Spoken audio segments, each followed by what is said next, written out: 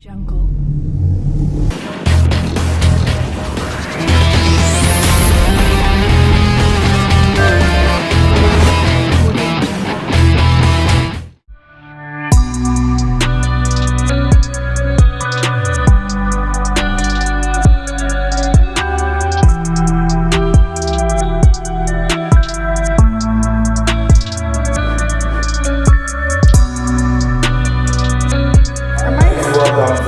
Wahala thing too. Like we said, it's about meeting the breed, its breeders, and then telling you and educating you on what the breed should look like and what to look out for when picking up puppies of a particular breed in that episode. So today we are with Winnies Pooches. She breeds miniature poodles, cocker spaniels, and shihtzus. Total adults, it's about 40. But then we are not discussing shihtzus. We are discussing her poodles and then the cocker spaniels. So this is what a poodle should look like. Don't let it deceive you that it's because of the grooming. That is why it looks like that. But then she'll tell you why this is what a poodle should look like. She has some great lines and all that. So then April, welcome to Breeders Wahala. Thank you. So who is April and then why Winnies Pooches as a kennel name? Okay, so hello guys. My name is Winifred Ansumat Banye. I'm a Northerner from the Upper West region of Ghana, and I grew up halfway in Accra and in Takrade, but I'm currently based in Accra. I would say I'm a social worker, a dog lover, and a co-founder of Winnies Pooches. Okay, the next question, why Winnies Pooches? I grew up around dogs all my life, and I was the only one who took care of dogs among my siblings. During my tertiary and after my tertiary, that was when I actually got to meet a lot of dog breeders and actually started running a lot of errands, dog related. I got the chance to work with Kenneth Singer for about 2 to 3 years, and then afterwards, that was when I decided to start Winnies Pooches. I actually decided to turn my passion into a business. Yeah. All right. So, for how long have you been breeding dogs? I started having dogs. Okay, I started breeding 2017, and I started having puppies from 2018. So I'll say in total, I've been breeding for 4 years now. Yeah. So how many of each of the 3 breeds you have now as adults available now in your house? So currently with the poodles, I have 10, cocker spaniels 10, and then the rest are shih-tzus. All of them are imported? Yes. Wow. Or both from... Yeah, no schedule. No schedule. So tell us a bit about the origins of the cocker spaniel and then the poodle. So, with the cocker spaniel, you mentioned cocker spaniel. I would like to indicate that I do the American cocker spaniel. We have the English, but then today we're talking about the American because that's what I do. The American cocker spaniel originated from Spain. It actually was moved, then it was called the cocker spaniel, but then moved to America, and that is where we got the name, the American cocker spaniel. Is it a breed that exists on its own, or it was made or created by combining 2 or 3 more breeds? Okay, I would have to take you back to the English. So the English cocker spaniel is known to be one of the smallest sporting breeds, and when people started having litters, they realized that they came in different sizes. Some were bigger than the other. So the smaller ones were seen to be very different from the bigger ones. And so the smaller ones were what were sent to America. And then they actually developed on the breed more to actually get the look, the American cocker spaniel. That's why they look different. That's why they look different. They are from the English cocker spaniels. Yes. But when you actually look at the 2 of them, they will look very alike. So there are just some little differences to be able to tell. Like the Yorkshire Terrier and the White Terrier. Yes, yes. So what about the poodle? Okay, so the poodle. The poodle has like a broad history. There's a division whereby I can't really tell where they are coming from, but then from books and from history, it states that they are from Germany. They were developed in Germany, but from France. Yeah. So then, just like you told us that there's an English and then there's an American, but you're doing American Cocker Spaniels. Yeah. With the poodles, are there different types or different standards, and then which one in particular are you breeding? Okay, so we have, book-wise, it says we have 4, which is the standard, the medium, the miniature, and then the toy poodle. But then the medium isn't really popular out there. It's really not popular, so then I would say it comes down to 3 sizes. It comes to the standard, which is the biggest, the miniature, which is the medium, and then the toy, which is the smallest. But what is the difference between the 3? It's just the sizes. There's no difference. It's just the size. It's just the height. Yes. So it's just the height, but there's no difference between the 3. In structure, everything is similar, the same. It's just the sizes. That's so which of the 3 do you breed, and why did you pick that one? So I do the miniature poodle. The miniature poodle because I really wasn't thinking of going for something very big, because even though the standard poodle is seen to be a toy dog, just by looking at the size, it really doesn't, you can't really tell it's a toy dog. You would think it's a big dog. And I really didn't want it to be so small. I just wanted it in between. So I decided to go for the miniature. Yeah. Okay, so you mentioned there's a standard, there's a miniature, and there's a toy. Yeah. Can you have 2 toys mating, and then you have a miniature in there? Can you have any from any of the other standards breeding with the same standard but producing a puppy that will belong to another standard? That is, you can have 2 standard poodles mating and you get a medium or a miniature puppy, or you can have 2 miniatures mating and then you have a toy, or you can have 2 toys mating and have a miniature. Is it possible? Okay, no, you can't mate that. You can't mate 2 standard poodles to get a miniature, nor a toy. I would say with the miniature, actually sometimes some of the females or puppies, let me put it, the puppies come smaller than what we expect it to look like. But then I wouldn't say 2 miniature poodles will give you a toy, because toys are extremely small. So you can actually... So you can have smaller size miniatures, but doesn't mean they are toy? No, it doesn't mean they are toy poodles, not at all. So why did you choose toy dogs in the first place? Or all the breeding, why toy dogs? So that's an interesting question. I grew up with dogs. Like I previously said, I grew up with Poodles and then the German Shepherd.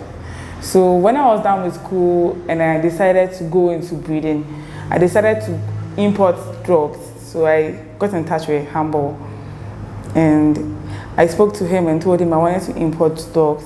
So he asked me what breed I wanted to bring, and I was like, oh, I would like to do the German Shepherd and also eventually do the Poodle. So I kept on talking. He asked me why, and I kept on explaining why I loved those 2 breeds. And then he was just quiet on the phone. And when I was done talking, that was when he asked, well, why don't you do toy dogs? And I'm like, no, like toy dogs, nah. So I was never interested in toy dogs at all. He was the one who went like, oh no, you should do toy dogs, because at that moment, at that time, let me put it, there weren't enough pedigree toy dogs available. So he thought, why don't you do toy dogs? Because at the end of the day, you'll be bringing pedigree ones into the market and then make people know the differences between what we have here and what is out there. So I was like, okay, let me just give it a try. That was when I decided to import my first miniature poodle, Jada. And when I got her, I still wasn't convinced that I wanted to do toy dogs. I felt like, what is a toy dog? Like, these dogs are too tiny. These dogs are too tiny. They look like a girly dog. For me, they don't have any use to me, because they're actually they belong to kids. Let me put it that way. So what would this dog do for me? I wouldn't even walk with this dog and people will actually look at me and go like, oh, she has a big dog. They would actually look at me and go like, what is she holding? So I still wasn't convinced.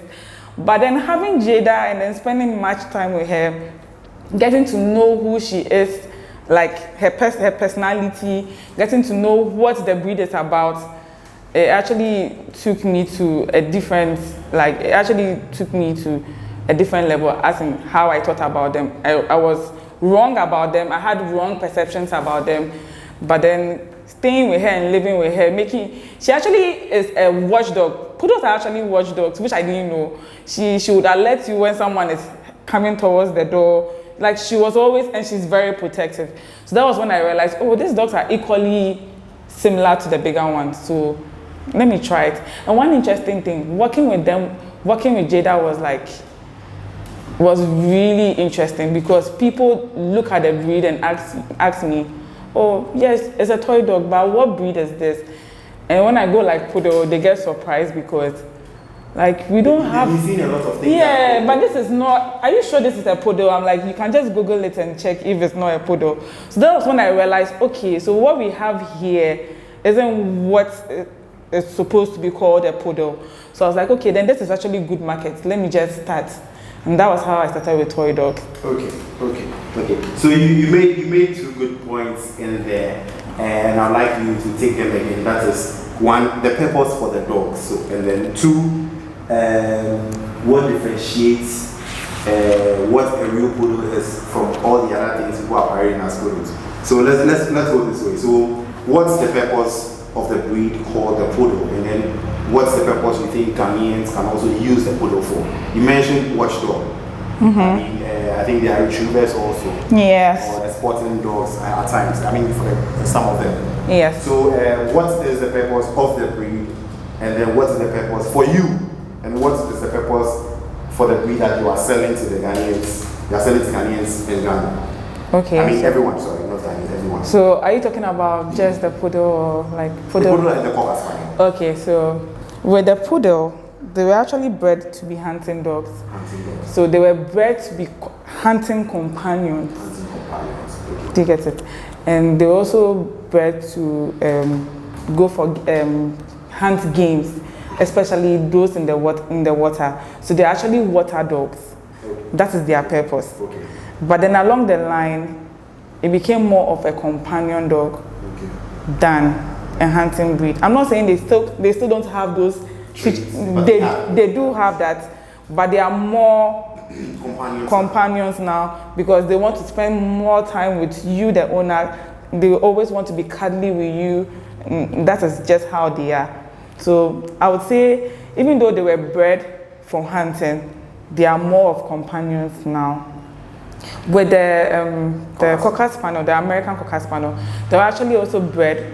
They're actually sporting dogs. Same. Okay. So they are sporting dogs, but also bred to hunt games as well. But then, like I said, the American and then the English actually went separate ways. So the English is seen more of a game dog than the American, because the American is smaller in size, and with their long hair, it's so difficult for them to run that far. So then they became more of a lap dog at home. Yeah. Okay. So if anybody is coming to buy a poodle and a cocker spaniel from you, the main thing is companionship. Yes, and you know, with the poodles, they do not shed. Oh, okay. Poodles don't shed. They don't shed at all. No matter. The only time they shed is when you actually comb their hair out, but they do not shed at all. So poodles are actually good for people who are allergic to dog fur. Hypoallergic. Yes. So if a first-time dog lover comes to my place and wants to get a dog, you recommend the poodles. Well, yes, I would say that because the poodles are also seen to be the second most intelligent dogs in the world. Wow. After the border collie. So for a first, smarter than German shepherds. yes. Sorry to Mazen though. Anyways. So with the poodles, they are actually smart and easy to train.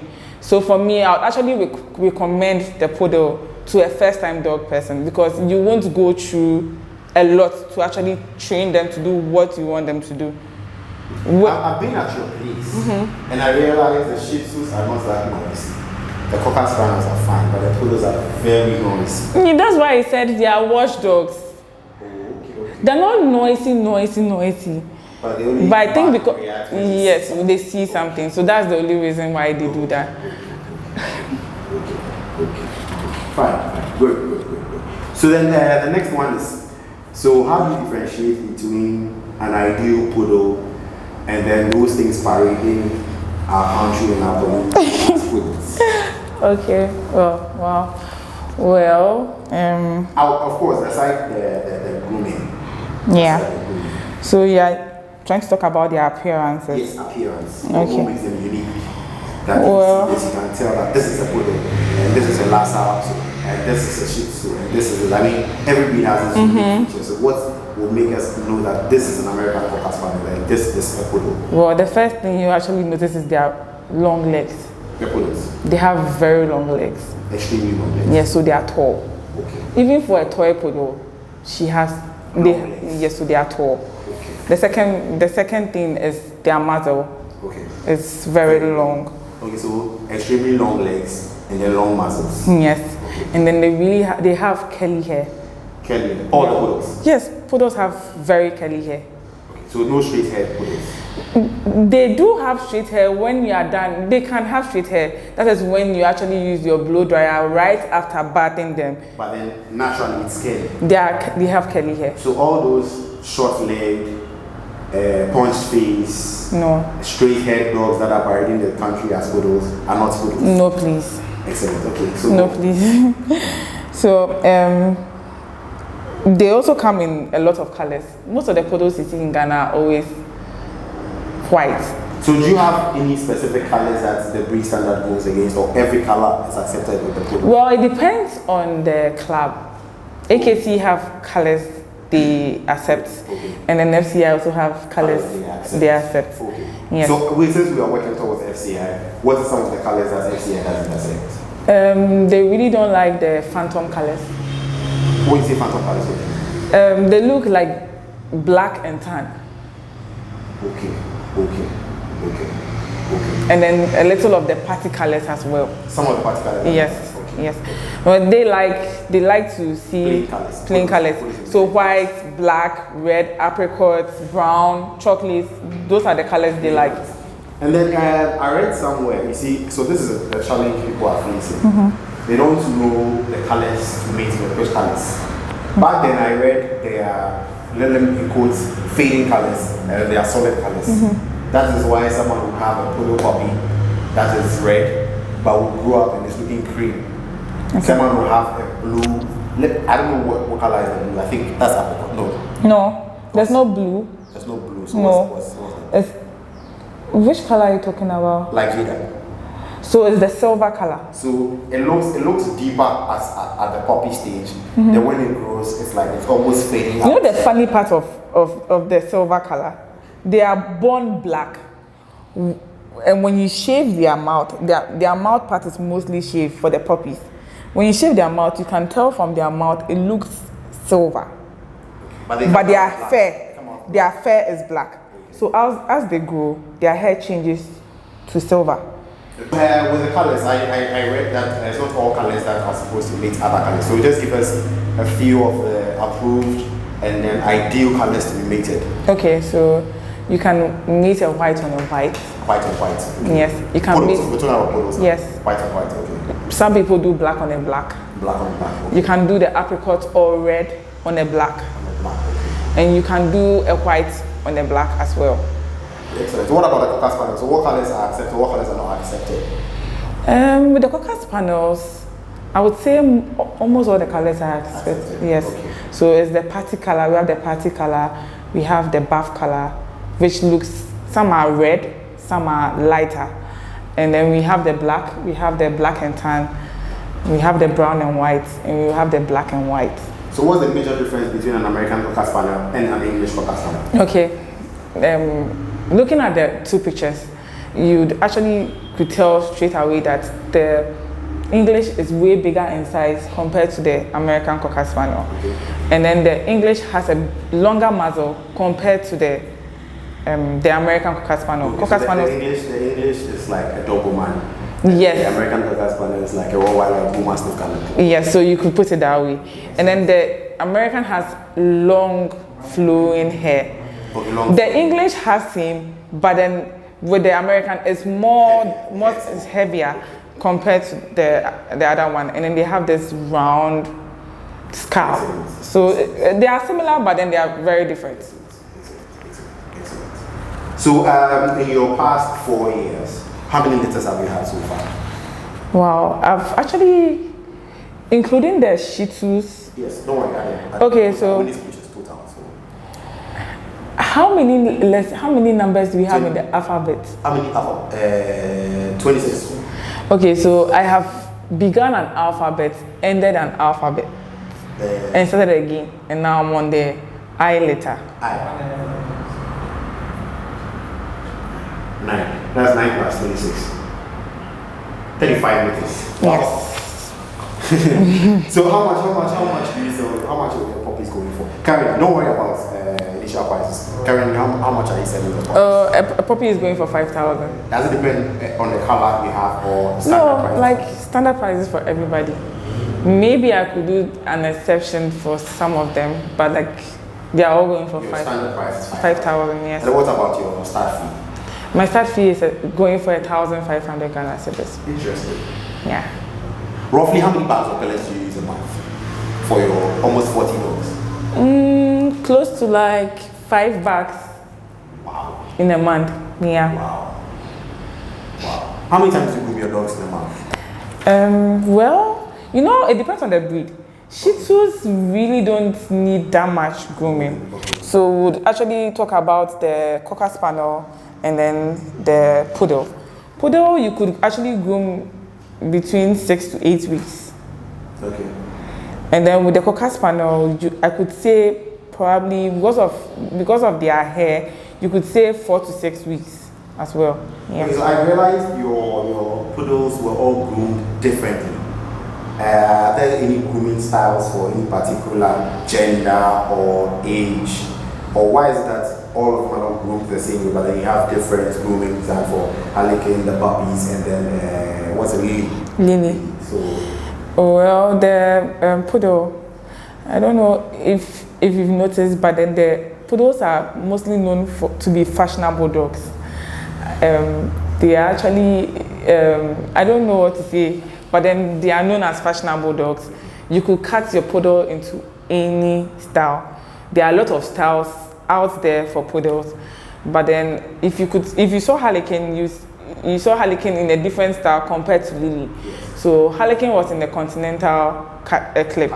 Yes, so that continental clip is actually used for dog shows. So those who actually go for shows actually keep their dogs in the continental clip.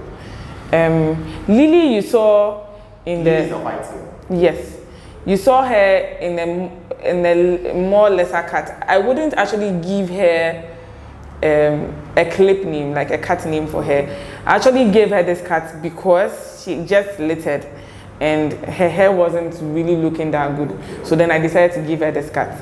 But with the puppies, most puppies at first are birth, or should I say after 6 to 8 weeks of birth, are put into the puppy cat. So yes, so that is also a different cat. So it depends on the cat you want to go for. There are a lot of cats. So yeah. Wow. So this is Lily she's been talking about that had a litter, just had a litter. Yeah. I think 4 puppies, I think. 4. Yeah. So 2 white and a black. Yeah. Do you have any available for sale? A black black male. Yeah. So this cat has no name. She just did this to make the dog look a bit presentable. Yeah. So like she said, Poodles, long legs, you can see, long legs. Then the long mouth. muzzle. Yeah. She said a long muzzle. The hair is curly, even though she's been cut. You can see that it's curly. It's not straight. So that's it. Talking about the grooming, do you groom yourself or you pay someone to do the grooming for you? Well, I brush my dogs all by myself. every day. It gets to the point, if it comes to the muzzle aspect, yes, I can do it on my own. But mostly, I guess someone to do it for me. Okay. Yeah. So roughly, how much do you spend on grooming a month for all the dogs? Well, grooming with toy dogs is really expensive. It's really, really expensive compared to their feeding. So, I have close to 40 dogs. So you can imagine how much if the person who is grooming my dogs for me is even, let's say, going for 100 cedis for one dog, or even 80 cedis for a dog, you can imagine how much 100 cedis for a dog. So every month you spend 4,000 Ghana. Yeah, and then you spend 48,000 Ghana cedis for grooming. On grooming. That's a lot on grooming. La. All right, so Charlie, the toy dogs is no easy like that. So is there anyone you'd like to give thanks to? Anybody who helped you? Anybody who introduced you to the business? Oh, okay. Well, so first of all, a big thanks goes to my parents. They actually helped me get to where I am because they actually pushed a lot of effort for me to fall in love with dogs. And here I am today, taking care of dogs and then breeding them as well. Secondly, I would like to say a big thanks to Kenneth Singer. With him, I actually got to know a lot about how to run a pet shop and also pet products and what they were used for. And then my third thanks goes to Humble because he was the one who actually introduced me into the toy dog and everything and taught me a lot. Then my fourth and fifth goes to Nianan. He actually taught me and helped me with whelping when I had my first puppies. And then lastly to Peter. He taught me a lot when it comes to whelping as well. So these are the people I would like to say thank you to.